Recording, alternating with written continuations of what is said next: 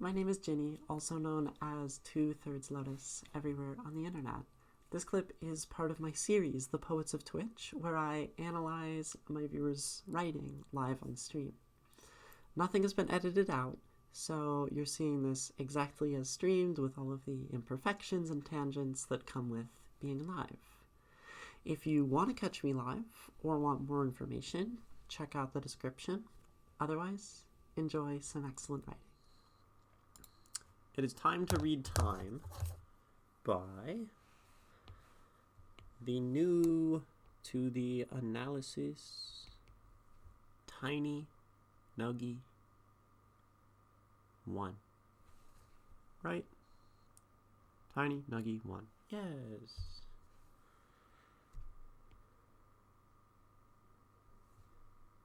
TinyNuggie1.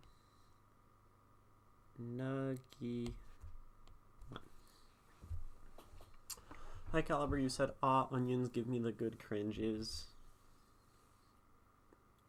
You're quite the character. Let's dive in. We're going to read this a couple times. And then start to analyze. But first, just reading to enjoy. Time. The true hero and villain. Time brings and takes. Flowers bloom just to wilt away days later. Animals reproduce just to rot away. Humans love just to end up in the dirt. We hope and we pray for more time, but it doesn't come.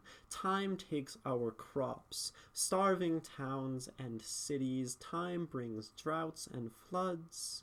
We wait for months for a change. We wait until we pass with time.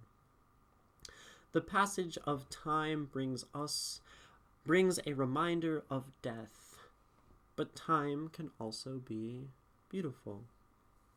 Time makes us live. Time makes us reach out and do more. Time makes us remember we can die.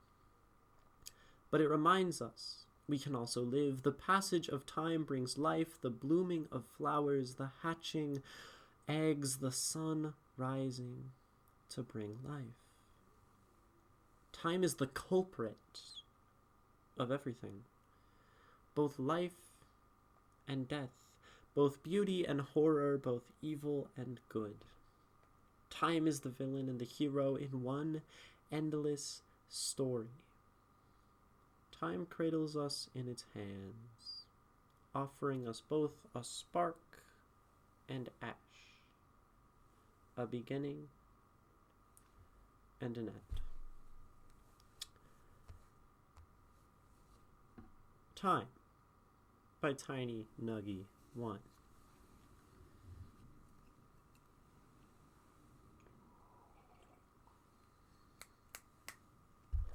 I dig.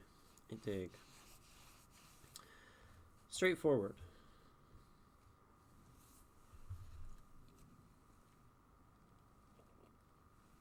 As some poems must be. Read it again. Time. The true hero and villain. Time brings and takes. Flowers bloom just to wilt away days later. Animals reproduce just to rot away. Humans love just to end up in the dirt.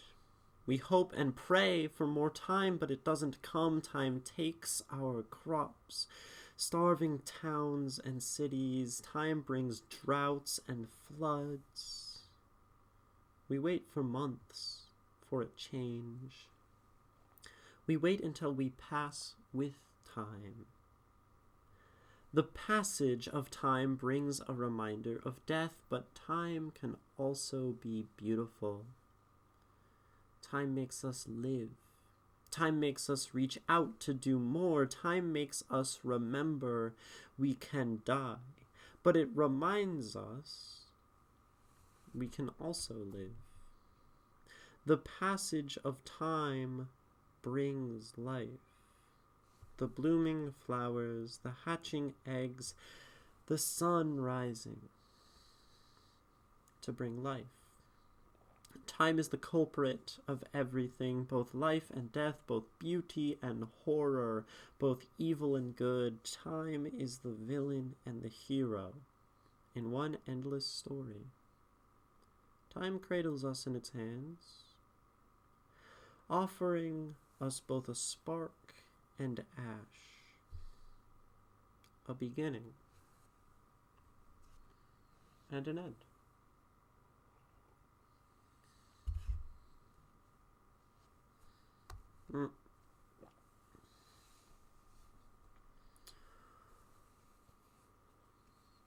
Time.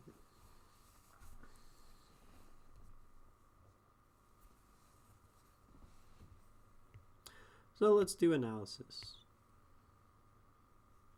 The question of analysis being, what does this mean? And the poem on face value, I think, lays it out pretty well. I mean, the poem makes sure we know it's talking about time and the sort of dichotomous nature of it. Time is life, time is death, time is growth, time is decay, time is hero, time is villain, time is this, and time is that.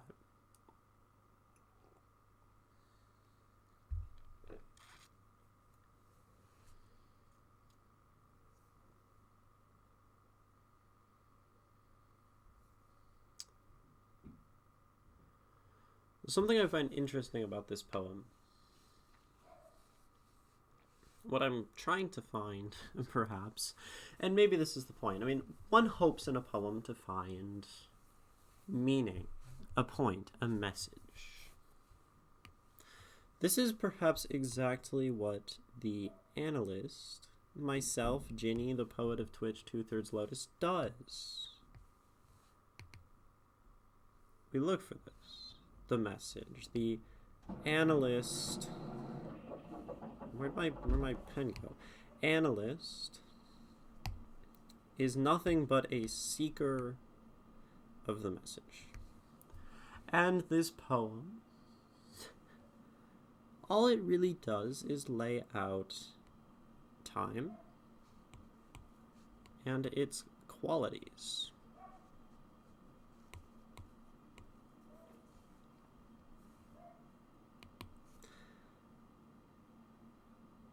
Time is the villain and the hero. Time is the culprit of everything. I like this line quite a lot.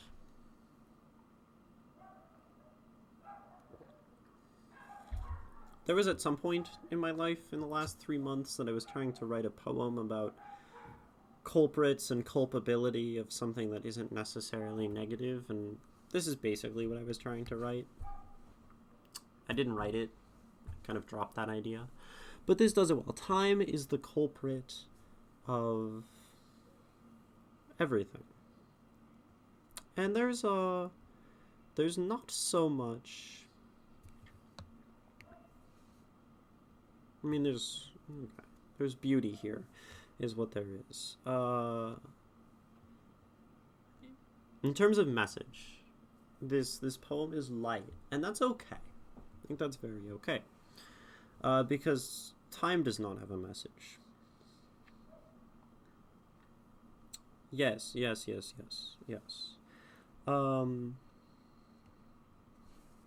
So,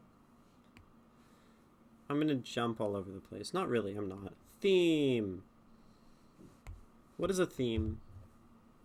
What is a theme in a poem? I've talked about this like every so often on stream. Those who are here or are more established as poets probably have some answer for this question. What is a theme?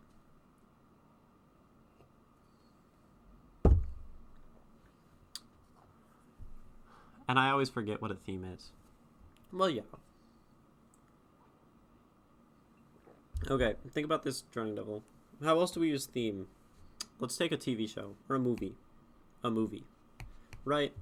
When we talk about the theme, like the title theme, the theme song,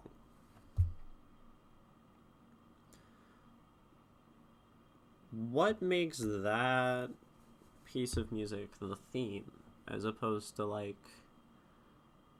any other song in the soundtrack of the movie? Why is one a theme and the others are not? What does the theme do?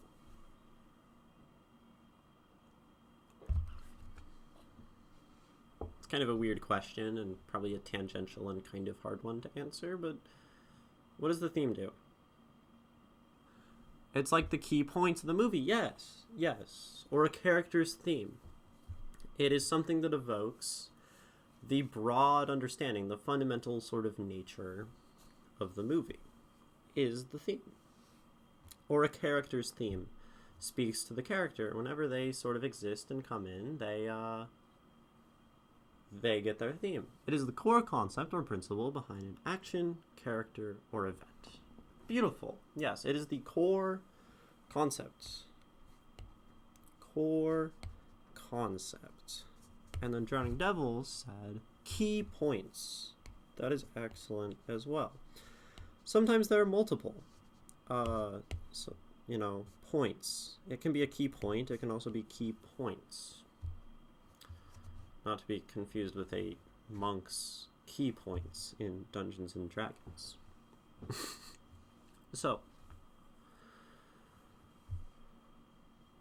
and there are lots of different themes that we can have in writing. Themes can be things like emotions, like, I don't know, love or greed or forgiveness or acceptance or whatever. These are themes. Themes can also just be concepts, like this, time. Time is sort of the theme and maybe in a sense, one of the only themes in this poem is time. And do I think that's bad? No, I do not. Sometimes people really enjoy, sometimes I really enjoy poems that have a multitude of themes. They speak to this and that and that and that, and it's so broad and so multifarious. This poem does not do that. That does not mean this is a bad poem. It just means this poem is different. It speaks to time. And it breaks down time and everything there is to break down about time. And maybe there are more thoughts about time. People think a lot about time. Kant, transcendental philosophy. So maybe it doesn't do everything, but it's a poem. It does everything it has to. In a beautiful and artistic way. Now, sometimes we have a theme of a work.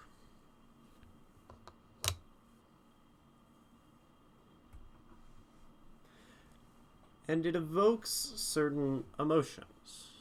Time has qualities, okay?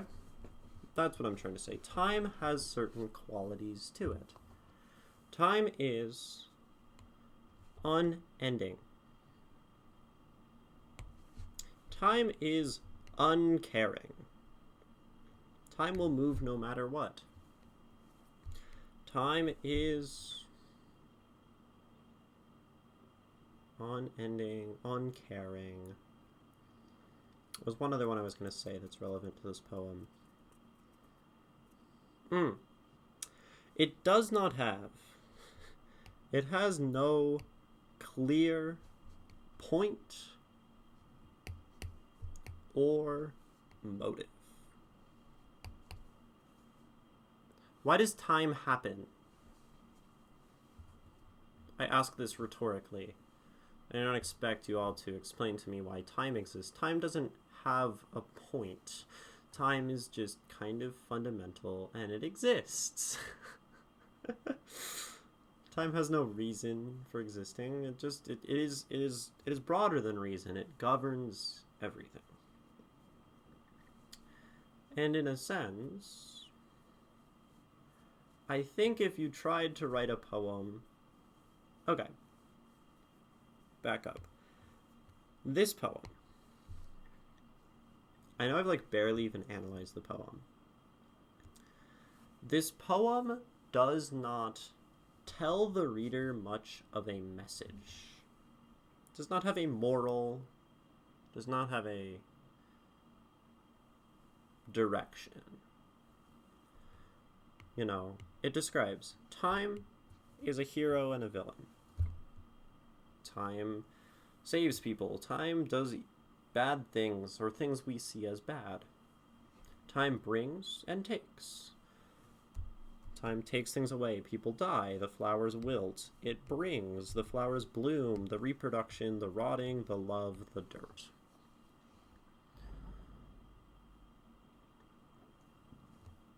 We, in our futility, hope, we pray it doesn't come. Time does not care. Look at that. That's one of the qualities I mentioned earlier. Time is sort of uncaring. You in the poem manage to describe these qualities. Time takes our crops, starving towns and cities. Time brings droughts and floods. Again, it doesn't care. Time is not going to bend for you. We wait for months for a change. We wait until we pass with time. So, it's just this sort of constant movement. What can we do but wait sometimes? Sometimes time just needs to be waited out. It is an enemy we cannot defeat, so we just wait for it to defeat us. It's kind of deep. The passage of time brings a reminder of death. But time can also be beautiful. This is maybe the closest thing we get to a sort of moral or a point or a message in this poem. Passage of time brings a reminder of death. Of course, it's impending. We're all living, and we're living until we're going to die, and time governs that, and time is just going to keep moving until you are dead. And that kind of sucks. But it can also be beautiful, because it is time that lets the living happen. It makes us reach out and do more. But none of that is really time. It reminds us that we can live. It makes us live because we move through time. It makes us do more. I mean, sort of. Makes us remember we can die. It's there to remind us that we die. But I like this. It reminds us that we can also live. This is, again, time sort of uncaring. Time just exists. I think that's the shift of message. Established point, and now it's furthering the argument, but time can also be beautiful. Now, yes. So, time is a bunch of stuff. Time is bad in many ways. Right, so we actually have sort of sections. We have a description of time at the start of this poem. We have all the awful things that time does. We have some of like the good stuff that time does. Actually, hold on. We have a internal pondering and revelation about time. We have a recognition of the beauty that time does. And then we come back to just the qualities of time.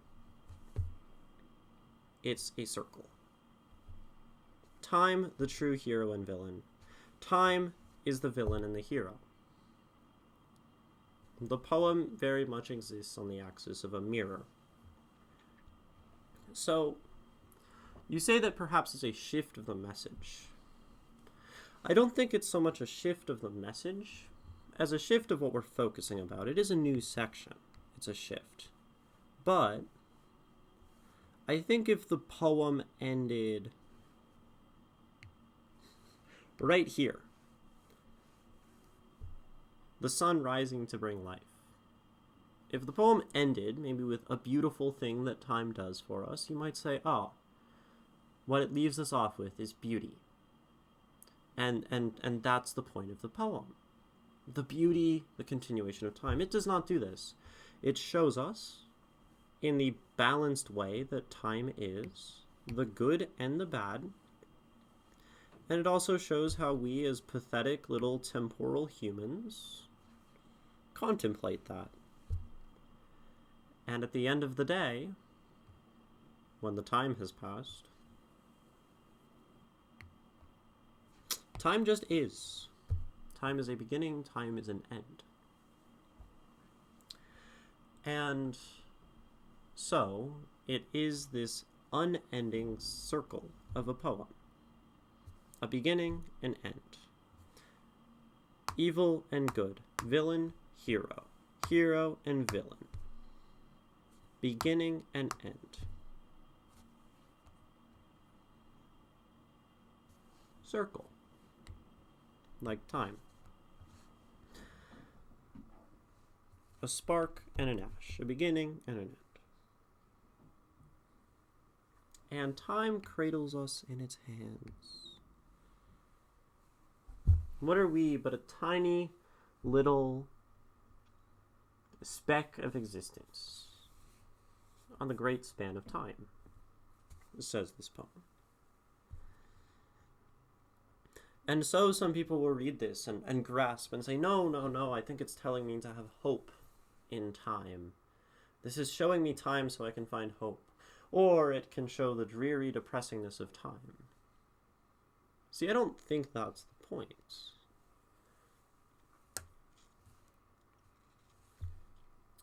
It just illustrates time. And so one thing we can do, let's say we have a theme. I kind of talk about this sometimes, but this poem illustrates it perfectly. We have a theme or an idea or a central point, time. And we want to describe time in the poem. One of the best moves I think a poet can make is not just to describe time with words, but to also, through the structure and the message of the poem, speak to also the structure, message, and qualities of the theme, that being time. So the poem, simultaneously as a reflection of the time that is its subject, is kind of uncaring. It does not leave us off on a good note. It does not have a clear point. It is just here. And it is, in a way, unending. And that's sort of the circle I was talking about. We begin with an idea, the hero and the villain. We come to, at the end, the inversion of it, the villain and the hero. Like a mirror. It just continues. If one could almost take this line, hero and villain in one endless story, and just jump right back up to the start, it is a hero and a villain. It brings and takes. Kind of like a feedback loop.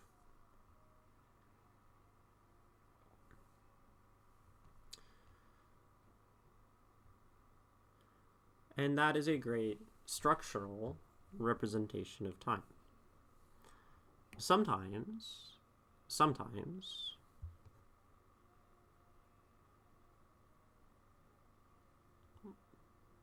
a great thing about a poem is not necessarily the message that it's telling you, but just like an idea that it illustrates.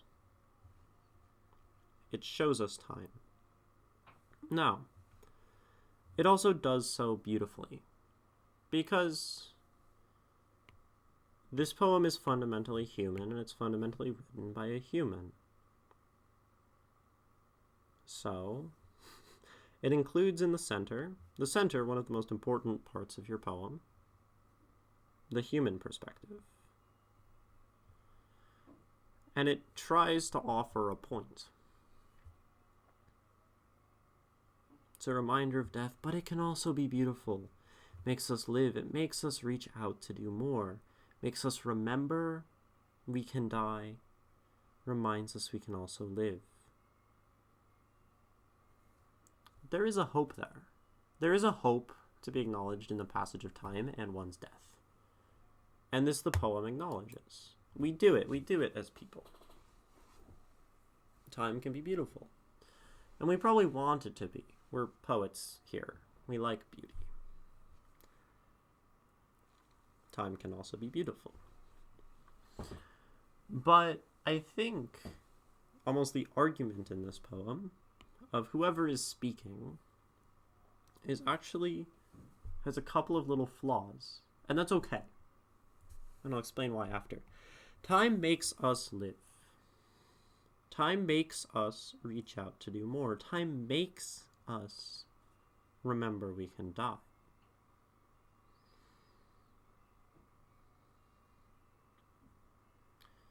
Time makes us live. I don't think it does, actually. One could sit entirely still for the next 20 days until they starve to death. Or 3 days until they die of dehydration or whatever. The passage of time does not make you live. The passage of time kind of... Actually, the only thing it maybe does is make you die. But we want to believe that it makes us live. And it makes us reach out and do more. No, it puts a clock on our life. And the human says, well, this clock is a reason. So it reminds us to reach out, to do more. Makes us remember we can die. No, it exists there as a reminder. These things being inaccurate does not detract from the poem, though. We can say things that are not true in the poem. Because we have to remember that this is a little bit of flawed human perspective within an uncaring poem. And I think to put it in the middle is kind of beautiful. Like, it's central. We, humanity, can find a way to find purpose. But then we just recapitulate to being a little bit of nothing in the hands of time. Being subjects to its evil and good, its beauty and horror, its heroic and villainous deeds in an endless scape that does not care about us.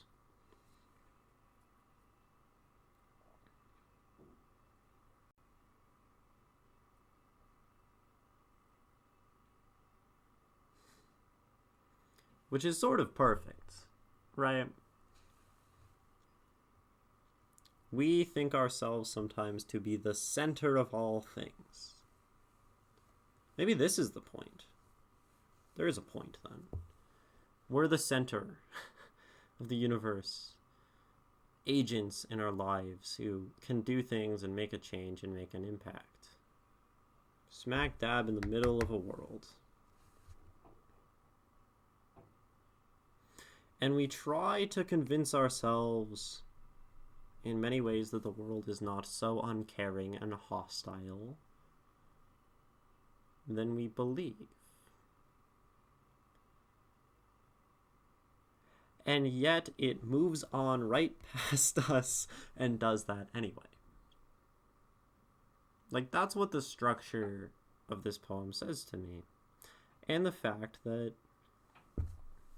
there isn't a strong ending message or moral or way to look at time. It's a duality that I think many understand. Dying, living, blooming, wilting. But it places it into perspective. It places us into perspective. I think this poem humbles the reader, probably. Is how I would interpret it. It's just here. The reader is just here. And the poem does not really care. in the same way that time does. Deeply existential.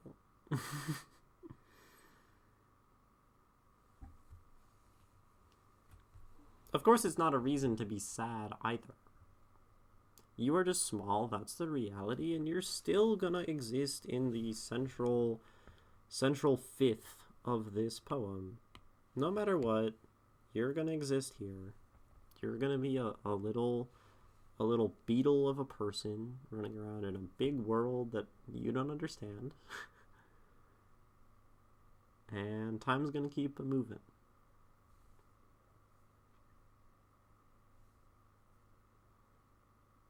And that doesn't sort of discount your beauty, your ideas, your thoughts, your life, your death. It's just like, yeah, there's something bigger going on. And to be fair, if we want to be human about it, we are part of this endless story, deeply connected to all things within it.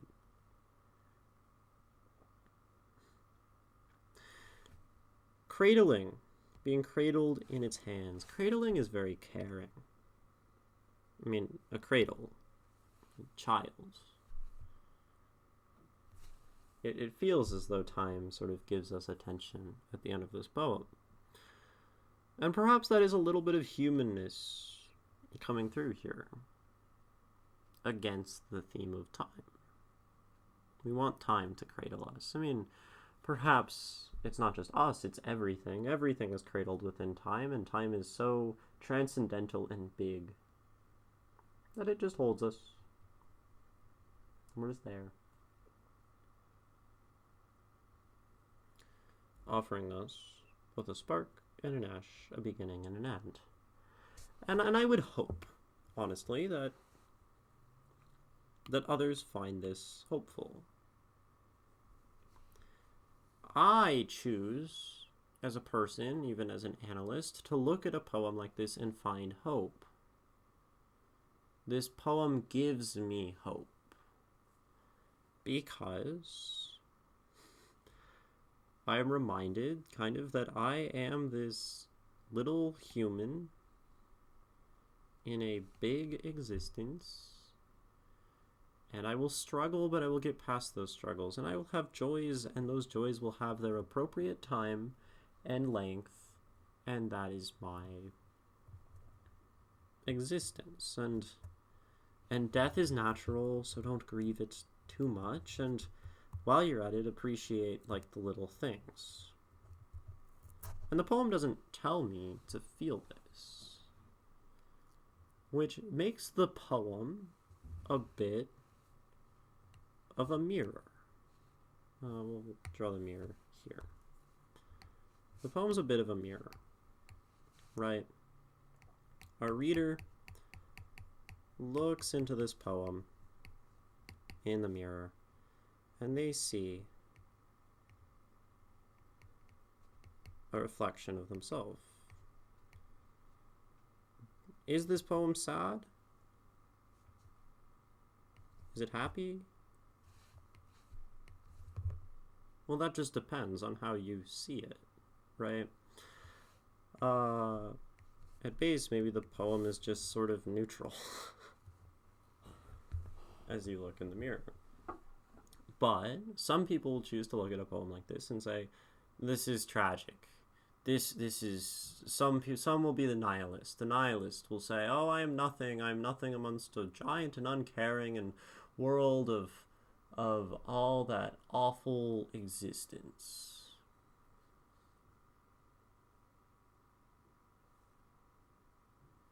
And the idealist will say, oh, but time gives me a chance for beauty.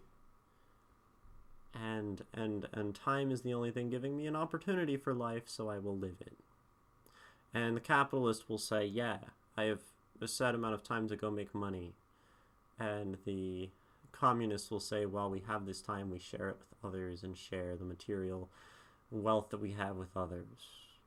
Like, but the poem says none of this, which makes it a mirror. And of course the poem itself is a sort of mirror of itself.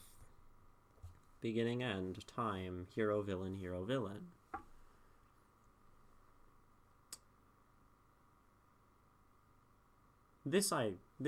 I like this interpretation. It's my interpretation.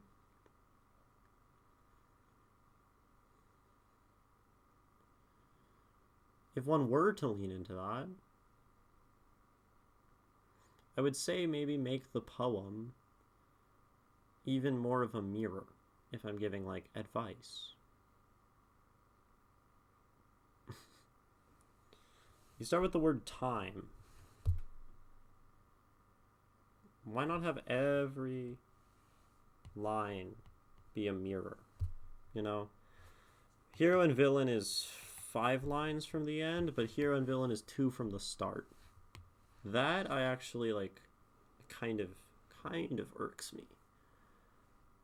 I want it to be a perfect reflection of itself, with the human in the middle, who can reflect and look either to the good or the bad with the underlying message that either way, time is still time.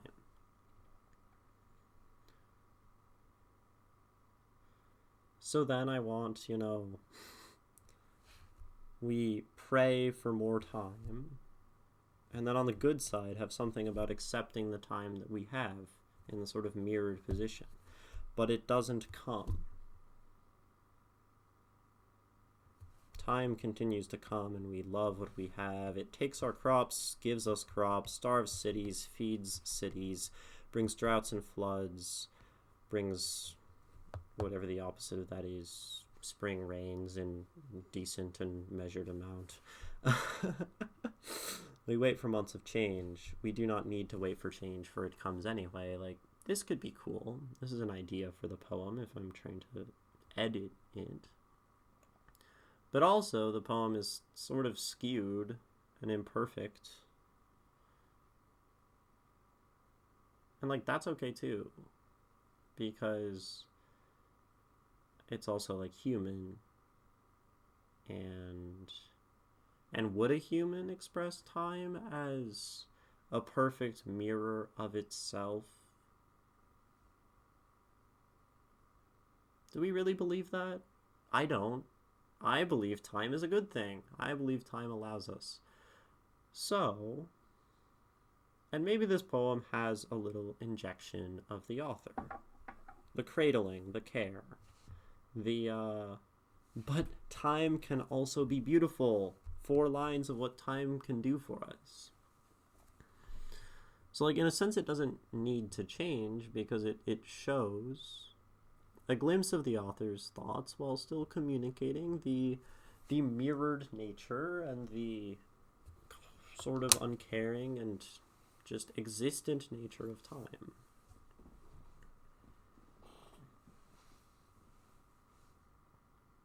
Like, it sort of has a best of both worlds. There was at least one question in the Google form.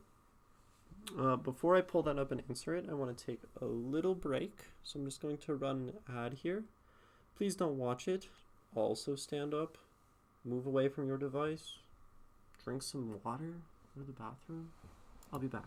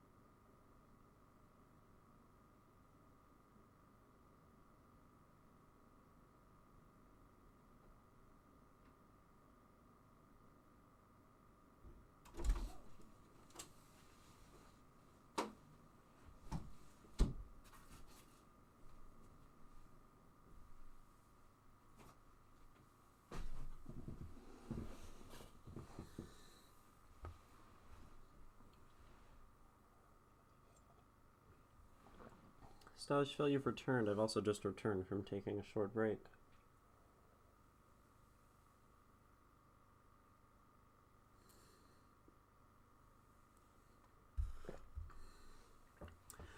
Welcome back. I'm still Ginny, still known as the Poet of Twitch and 2/3 Lotus. What are we reading, Stylish Phil? We are currently reading Time by TinyNuggie1. And did a sort of initial analysis. I'm going to read the entire poem one more time. And then I think there's probably some room for questions. I want to check what the forum had asked me, or what TinyNuggie had asked me in the forum. But yeah, so far so good. There's a lot and a little going on in the beautiful dichotomous way that time has a lot and a little going on. So here's Time. Time, the true hero and villain. Time brings and takes.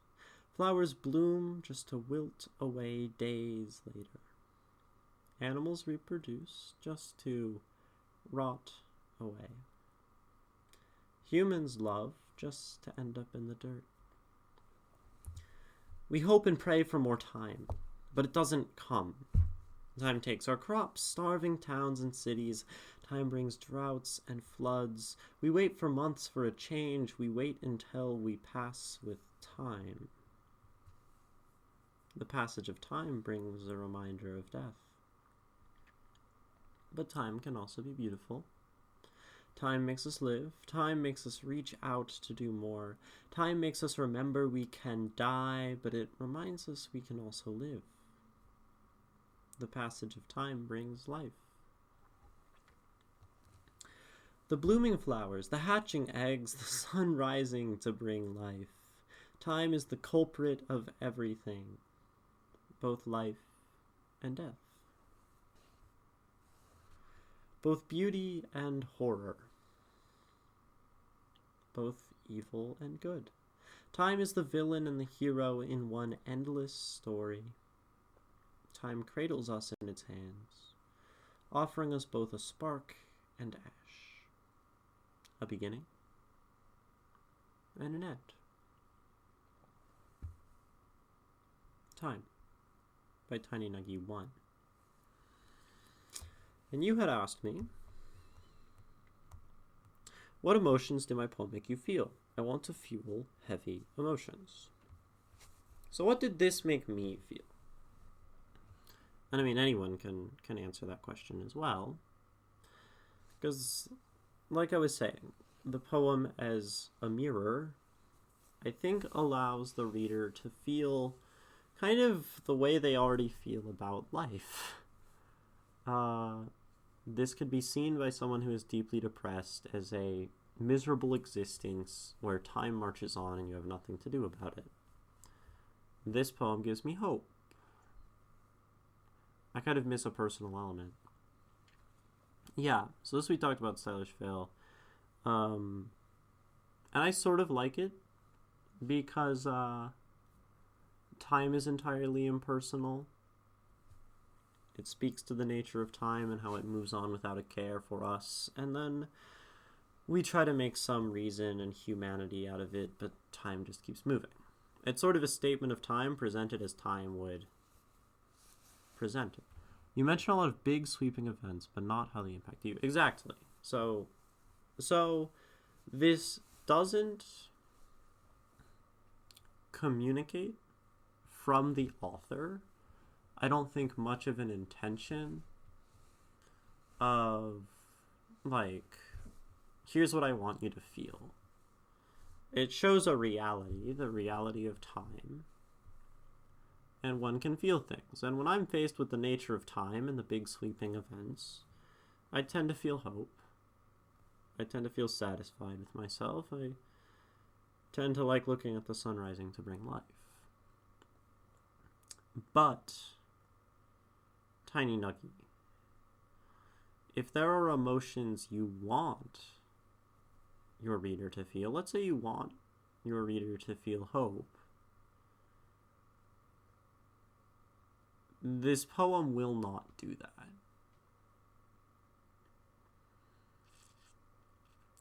think TinyNuggie is in chat.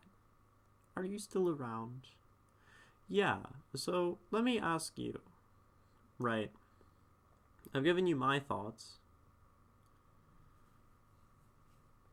Is that what you were going for? Because this poem allows the reader to feel emotions, but I think it allows them to feel emotions they already feel. But everyone is pretty aware of the passing of time and death and life. And so, it's not something new. It doesn't inspire something in the brain, in the mind. But it does allow you the time.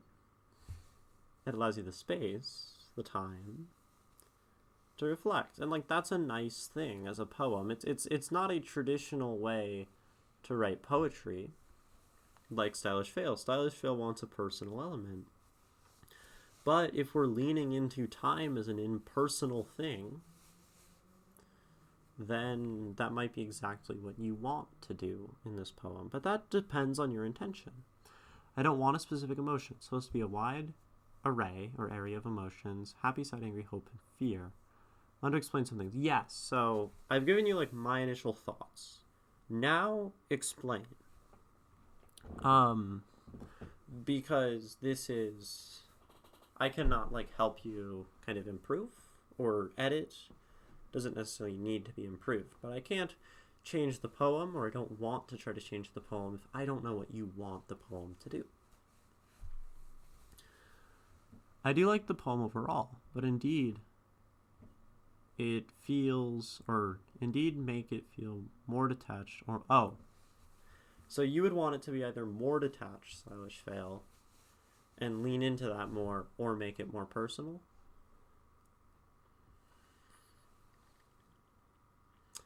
This I agree with. I think if you're looking to communicate the exact mirror, a statement of time, you want to pull out the personality from it. Because there is still personality in it. And if you want to evoke something, then evoke. And maybe play more with language. Beauty and horror is not very evocative, for example. That's both life and death, beauty and horror. I think that's yeah. So I think what you're saying, Stylish Fail, if we get very broad and talk about beauty is so broad that it can be hard for your reader to have something to attach to. And this is why we use metaphor. You know, beauty and horror? What about a specific thing that is beautiful? It is the ornate diamond ring and the dead hand that it lays upon in a grave.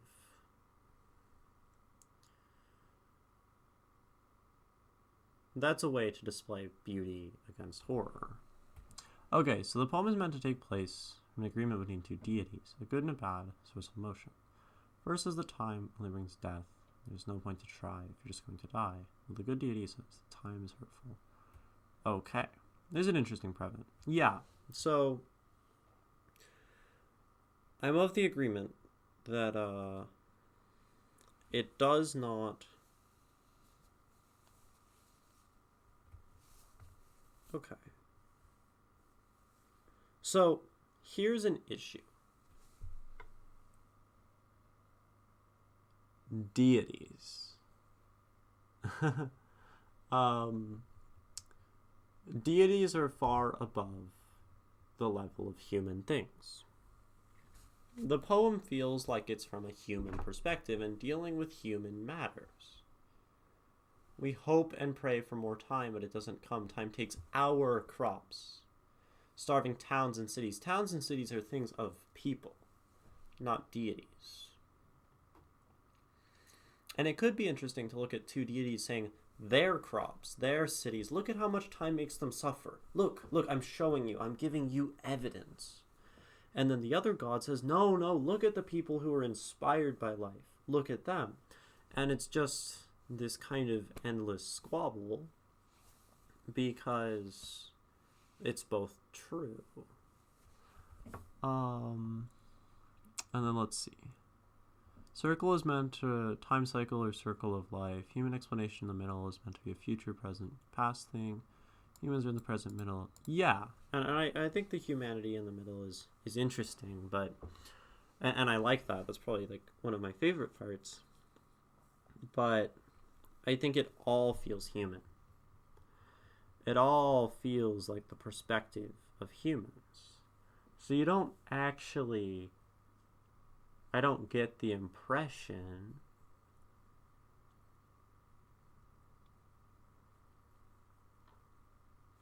of anything in between people and time. But a deity is an interesting sort of interlocutor. And that, so that's cool. Stage felt you had an idea. You should write it as a legal document. I see. A justification, a charter, trying to convince the other side. That's not a bad idea. But I think an argument should look more like an argument. At least, yeah. So, or let's say a court case. You know, argue your case. Like I don't want we hope and pray for more time. It's like, look at the suffering that caused them. Look at the people throwing themselves onto altars of flames to gods of time, Kronos burning them to an ash so that they may have a fraction of a more time and a better harvest. You think that's a good thing? You know, I want one god saying that, and I want the other god saying, like, no. Look at this birth. Look at the beautiful genesis of life happening in this moment. Look at the joy on their faces. Look at the new creation of this thing. Look at how much life has to offer these people what time does.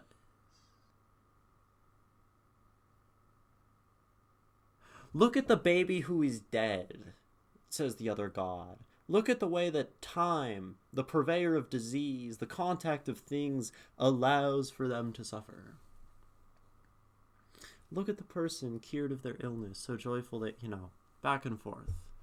This poem was originally from when I was about to go to high school and scared of growing older. Interesting. Yeah,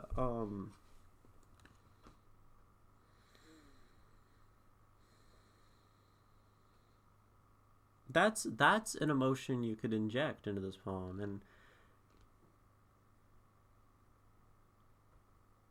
and you could even lay out the poem similarly to this. Show the nature of time and life and death, and then we come back to the person, and they look forward and they say, will my next step be into, you know, the sort of suffering of time, or will my next step in life be of blooming flowers and hatching eggs? But you're not going to evoke that for the reader without conveying it. Of course, time is the terrifying thing to you, and time is rightfully a thing you should be terrified of, and maybe also hopeful of and hopeful for, and there's a beauty there, and you acknowledge this. But without a voice in this poem that tells me, and I'm so goddamn scared to go to high school, like, we don't get that, right? I'm starting to think about my own poems meaning because of this. May 7 Ari, that is all I could ever want. All I want is to help people think about their poems and make more beautiful art. So, yay. Maybe you can write about that, how it felt to think those thoughts at that moment in time. Yeah, so that's an option. I mean, here's the thing. Time is broad.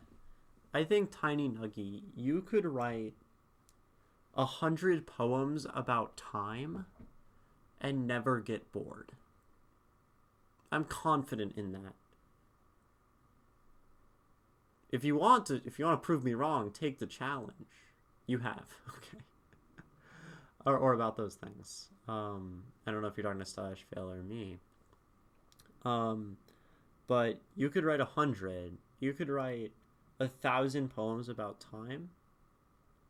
And there is so much to it.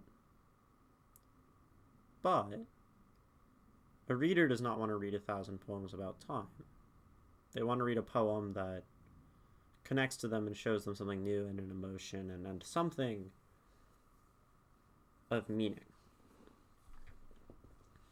A poem like this, while it gives the reader space to fill in their emotions, is usually something a reader will bounce off of. I don't bounce off of things because I'm the most stubborn reader who, analyzes. Your audience won't read like this. Give them fear. Give them an argument. Give them action. Give them the apprehension of a new life. That's probably what they want. How long did you start high school? You're a sophomore. That's awesome. I mean, so first of all, TinyNuggie, like, that's awesome.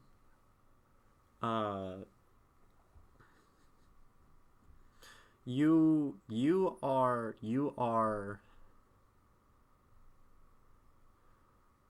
starting poetry early, which is really good. I only started writing poetry a year ago, and I'm 20. And I think you said when you first came into my chat that you've already been writing poetry for like a bit. And you know what's funny? So you write this poem about time. You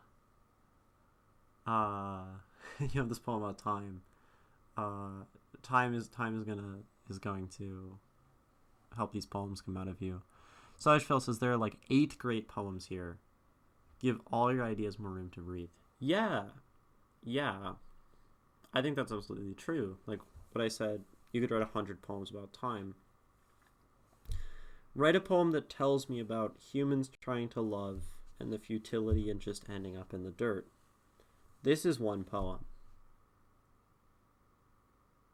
That's one poem. Like,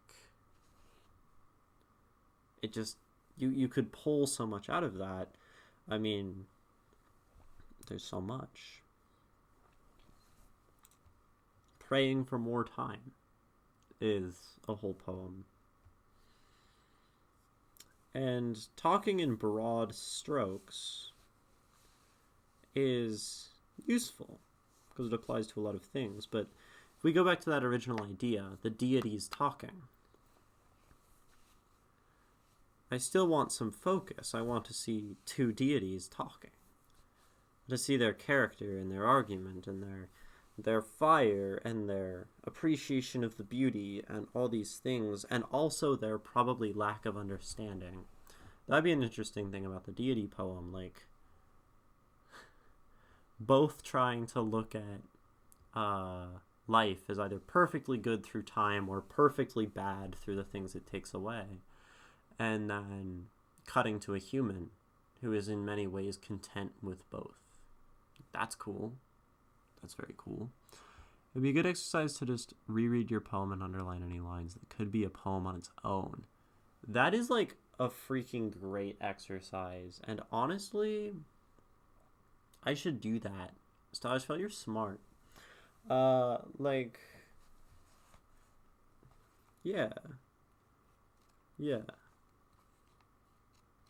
If anything is broad enough that it should be expanded into a poem, then turn it into a poem. TinyNuggie, how much poetry do you read? Do you have any poets that you read? Have you read much at all? This I ask you. If no, that's fine.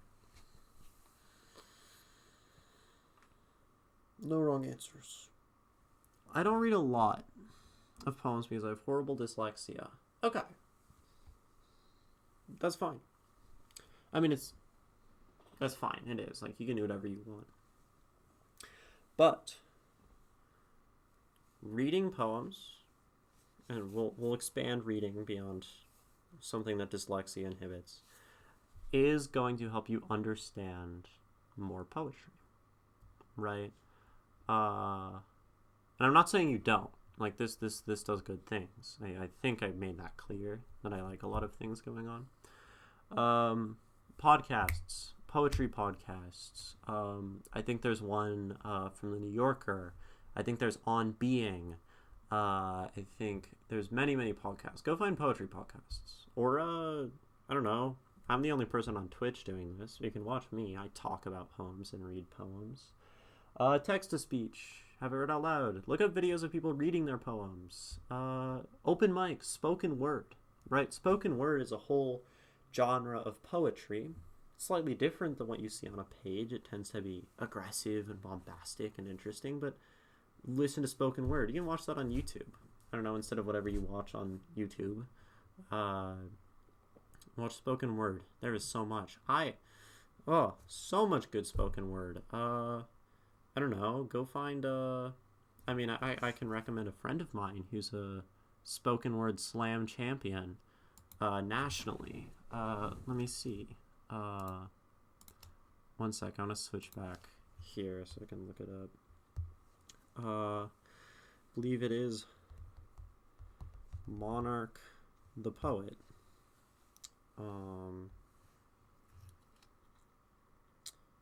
Boom. Here. This guy, he's so super cool. He's like literally a friend of mine who might be in my D&D game. Monarch the Poet. Like, go listen to him. He speaks really well. Watch this one, ABC at Voices in Power. This is a banger poem. Like, there are so many ways to consume poetry, and also, like, May 7 Ari. I love spoken word poetry. Personality, but in all the sense of me doing the speaking. Right. Yeah. Oh, personally, but awesome. Yeah, spoken word's super fun. I've watched some people's spoken word on this channel, like watching videos. It's kind of a fun way to do analysis. So there are many ways to consume poetry, and TinyNuggie, you're 15. This probably sounds like a lot. If you like poetry, if you like anything as a 15-year-old, keep doing it and find ways you can do more of it. Of course, you do not need to, and you should not want to be like the best poet ever right now, or you don't need to write like Mary Oliver or famous poets. You don't need to write like Charles Bukowski. These are my two. You don't need to write like anyone. You don't need to write like Poe, Shakespeare. But if you like doing poetry, keep doing poetry. And there are many ways you can consume poetry, and you'll find that maybe you like spoken word, or you do like page poetry. You just need to find a like measured performance of it, or you like poetry within theater, like a Shakespearean sonnet. So like I encourage you to explore it. If you're in the Discord, you can definitely ask in the Discord and be like, yo, what do y'all recommend for spoken word? I know Nico will give you plenty of spoken word recommendations. She's my one moderator who's never really here anymore, but she's like awesome, big spoken word person. So like all of that, because mostly I want you to keep writing and reading and all that. What's the Discord command? ISLE. Like an island. So I feel you said a bunch. Trust me, I'm 20 years your senior. You will want to know where you start, and can make awesome stuff, I'm sure. Yeah. So sad you lost your high school stuff. I bet. Currently, the way I'm trying to get better is that I'm writing a poem every day of 2025. Already started. Currently have 3 poems, and I'm working on the 4th right now. Good. Oh, you have a notebook. Perfect. Perfect. This is one of my big recommendations. I'll tell you, Tiny Nugget. A poem every day is a great goal. For sure. Be careful, though. Because you might miss a day. It happens. You might get sick and not want to write a poem. And that's normal. And you might be so inspired on one day that you write 2 poems in a day. Either way that it shakes out, just be careful that you're not pressuring yourself to write more than you can.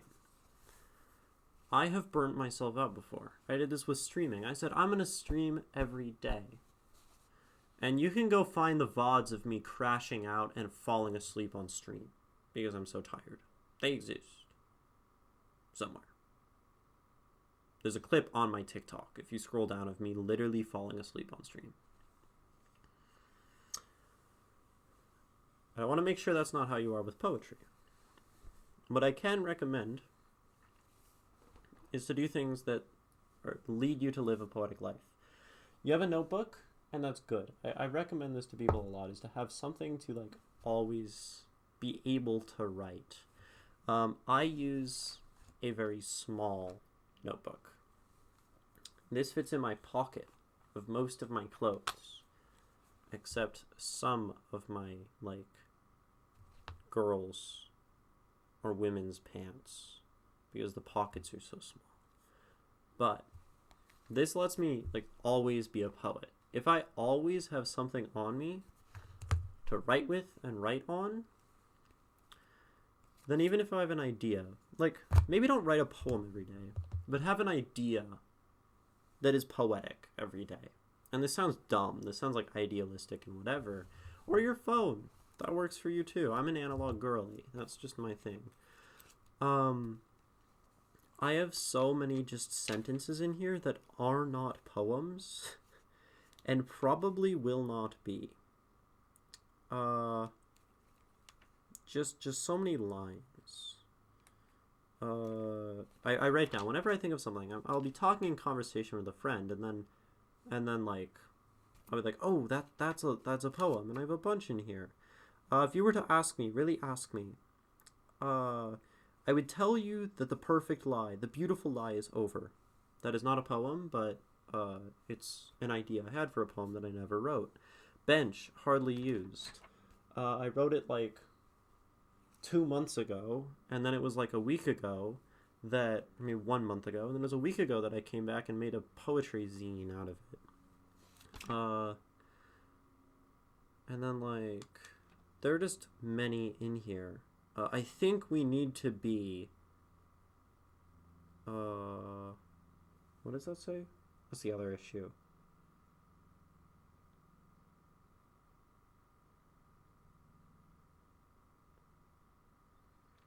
It was I think we need to be the people we certainly are not. That's a poem I didn't write. I normally write my poems when I'm having high emotions. Yesterday I wrote a poem about modern work society called The Rat Race. Perfect. Good. This is good.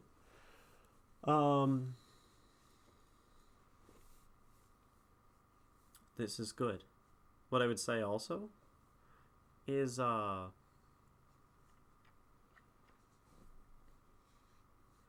writing poems in high emotion is great. But that's a great outlet for your emotions.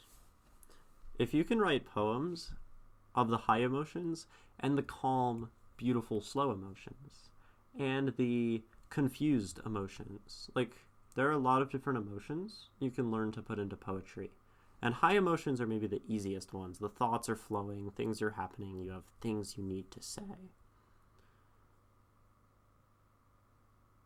But I don't know. There's some banger mellow poems out there. There's a bunch of chats. I think May said something I missed. I've only written 6 poems outside of my childhood, and I'm pretty proud of 4 of them. I just don't have that much confidence in my writing. You will get there, May, if you write. You're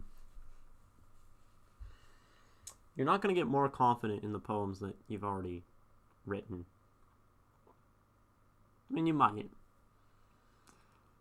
But you're not going to have a broader poetic confidence.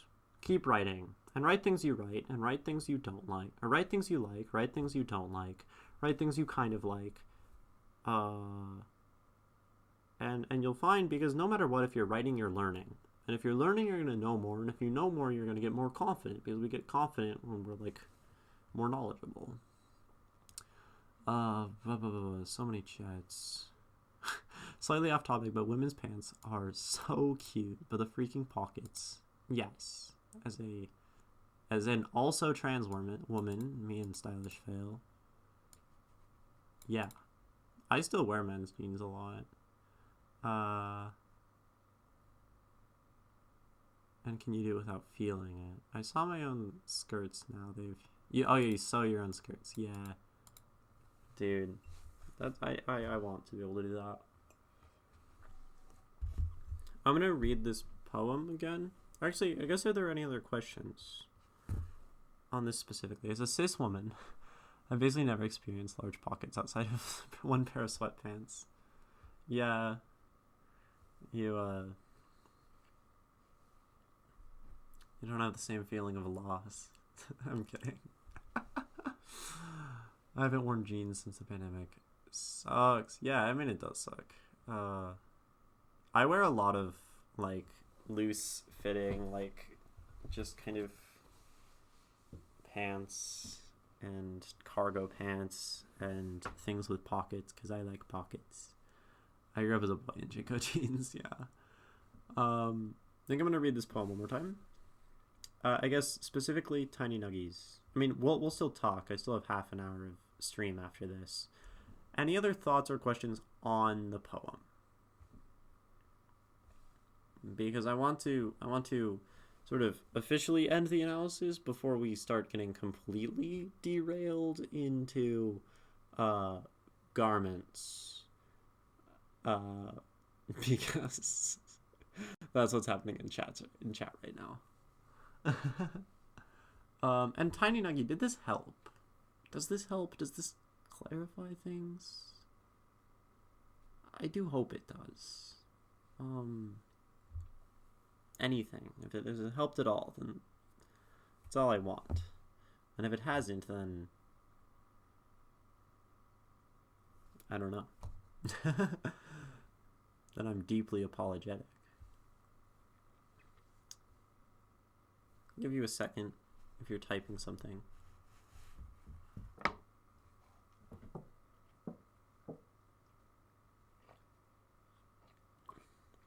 Stylish fell, sorry, sobriety may have left me. That's okay. Understandable. Sometimes you gotta relax. Okay. I'll read the poem once more.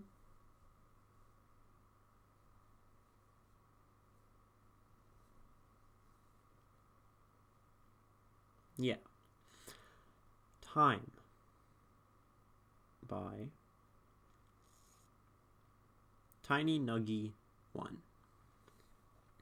Time, the true hero and villain. Time brings and takes, flowers bloom just to wilt away days later.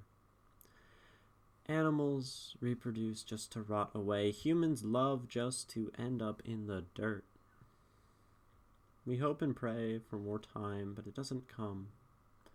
Time takes our crops, starving towns and cities. Time brings droughts and floods. We wait for months for a change. We wait until we pass with time. The passage of time brings a reminder of death. But time can also be beautiful. Time makes us live. Time makes us reach out to do more. Time makes us remember that we can die.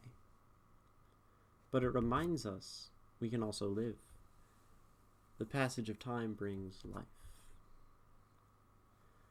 blooming flowers, the hatching eggs, the sun rising to bring life. Time is the culprit of everything.